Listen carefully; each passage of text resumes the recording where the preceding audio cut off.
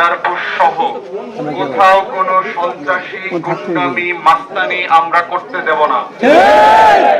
আমরা নিজেরা মাস্তানি করি না, করব না, কিন্তু মাস্তানি করতে আসলে কাউকে ছেড়ে দেওয়া হবে না। যদি আপনারা বেঁচে থাকতে চান, ক্রসফায়ারে, র্যাবের গুলিতে, যৌথ বাহিনীর গুলিতে কবরে যেতে না চান, আইন শৃঙ্খলা বাহিনীর মামলায় জেলে পচে মরতে না চান, ভদ্রভাবে আইনসম্মত ভাবে চলাফেরা করবেন। কেদারপুরবাসীর পক্ষ থেকে লাল গোলাপ শুভেচ্ছা। কেদারপুরের কোন নেতা আছে?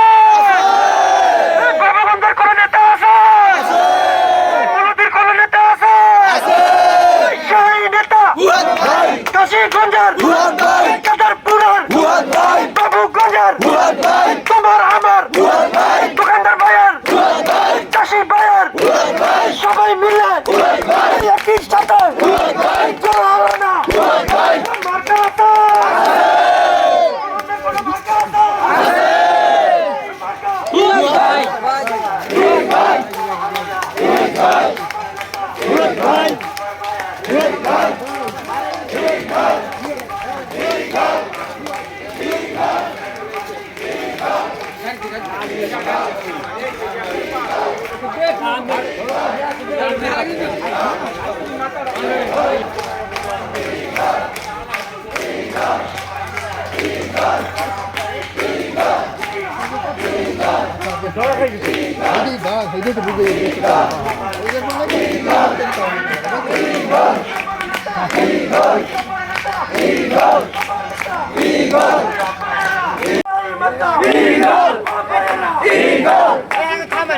পিছনে আসেন।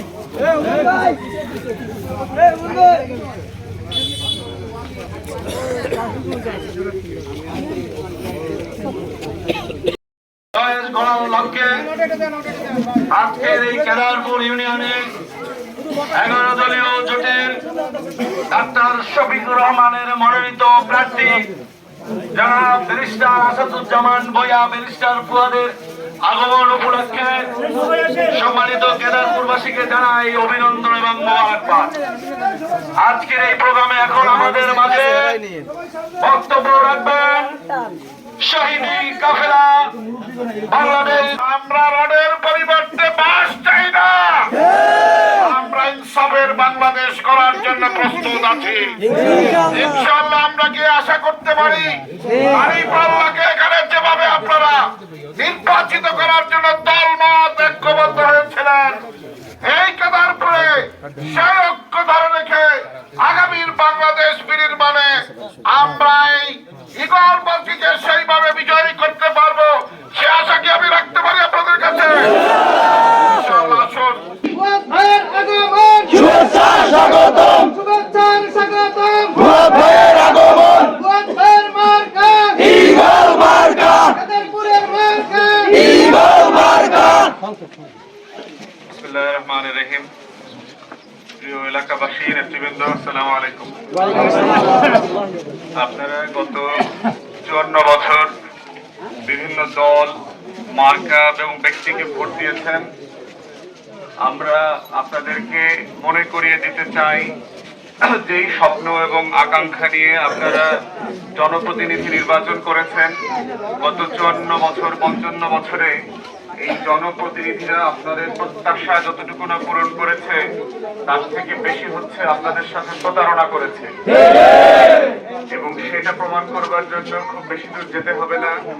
কেদারপুরে আমি এর আগে এসে ভ্যানে করে যেভাবে ঘন্টার পর ঘন্টা আপনাদের এই এলাকাগুলো ঘুরেছি, রাস্তাঘাটগুলো হচ্ছে আপনাদের সবচেয়ে বড় প্রমাণ যে কিভাবে জনপ্রতিনিধিরা গত 5 দশক ধরে আপনাদের সাথে প্রতারণা করেছে। এরপরে কেদারপুরে সরবরাহ পার্টি থেকে শুরু করে আন্ডারগ্রাউন্ড সন্ত্রাসীদের যে আখড়া জমেছিল, সেই জিনিসগুলো এখনো চলমান আছে এবং আমরা এখনো খবর পাচ্ছি নির্বাচনকে কেন্দ্র করে তারা এখানে সন্ত্রাসের রাজত্ব কায়েম করবার চেষ্টা করছে। আমাদের বক্তব্য খুব পরিষ্কার, বাবুগঞ্জের কোন এলাকাতে, কেদারপুর সহ কোথাও কোনো সন্ত্রাসী গুন্ডামি মাস্তানি আমরা করতে দেব না। আমরা নিজেরা মাস্তানি করি না, করব না, কিন্তু মাস্তানি করতে আসলে কাউকে ছেড়ে দেওয়া হবে না। তাই যারা যারা সেন্টার দখল করা, ভোট কেন্দ্র দখল করা, ভোট জালিয়াতি করা, ভোটারদেরকে ভয়ভীতি দেখানোর চেষ্টা করছেন, ইতিমধ্যে আমরা তাদের নাম সংগ্রহ করে সেন্টার ভিত্তিক তাদের ছবি, বাপ মার ঠিকানা, মোবাইল নাম্বার সহ পুলিশ, র্যাব, বিজিবি, সেনাবাহিনীকে পৌঁছে দিয়েছি। যদি আপনারা বেঁচে থাকতে চান, ক্রসফায়ারে, র্যাবের গুলিতে, যৌথ বাহিনীর গুলিতে কবরে যেতে না চান, আইন শৃঙ্খলা বাহিনীর মামলায় জেলে পচে মরতে না চান, ভদ্রভাবে আইনসম্মত ভাবে চলাফেরা করবেন। আইনের বাইরে চলাফেরা করলে অন্তর্বর্তীকালীন সরকার এবং নির্বাচন কমিশন কিন্তু আপনাদের কাউকে ছেড়ে দেবে না। ভোট কেন্দ্র দখল করার দুঃসাহস যদি করেন, লাশ ছাড়া কোনো জীবিত মানুষ বাসায় ফেরত যেতে পারবেন না। প্রশাসন যে ব্যবস্থা নিয়েছে এটা অত্যন্ত সিদ্ধান্তমূলক এবং এটা তারা কার্যকর করবে। আপনারা যদি কোনো ধরনের দুষ্টামি করার চেষ্টা করেন, আপনাদেরকে আজ থেকে, এখন থেকে সতর্ক করছি, যদি এলাকায় থাকতে চান, জীবিত থাকতে চান, আইনের বাইরে গিয়ে কোনো কিছু করার দুঃসাহস করবেন না।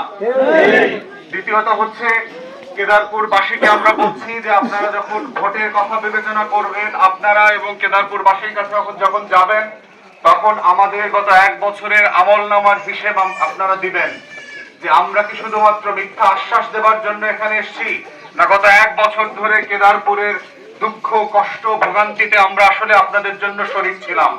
আমরা কি শুধু চেষ্টা করেছি, না শুধু মুখের মিথ্যা ওয়াদা দেওয়ার জন্য আপনাদের কাছে এসেছি? ইতিমধ্যে বিভিন্ন প্রোগ্রামে আপনাদেরকে আমরা জানিয়েছি যে আপনাদের 9-10টা মসজিদের জন্য আমরা ইতিমধ্যে এই এলাকাতে 1 লক্ষ টাকা করে বরাদ্দ নিয়ে এসেছি। আপনাদের এর বাইরে হচ্ছে আপনাদের 6টা রাস্তা পাকা করা এবং সংস্কার করার কাজ আমরা ইতিমধ্যে পাশ করেছি, যেটা আগামী ধাপে ধাপে আপনারা ইনশাআল্লাহ এলাকাগুলোতে দেখতে পাবেন। আপনাদের যে এলাকাগুলোতে নদী ভাঙা হচ্ছে, পূর্ব ভূতেরদিয়া এলাকা থেকে শুরু করে বিভিন্ন জায়গাতে সোনার বাংলা কলেজ, এই যে এলাকাগুলো আছে, এগুলোকে হেফাজত করবার জন্য ইতিমধ্যে আমরা কয়েকশো কোটি টাকা বরাদ্দ এনেছি এবং আপনারা দেখেছেন ওখানে জিও বস্তা ব্যাগ ফেলানো হয়েছে। আমরা চেষ্টা করছি স্থায়ীভাবে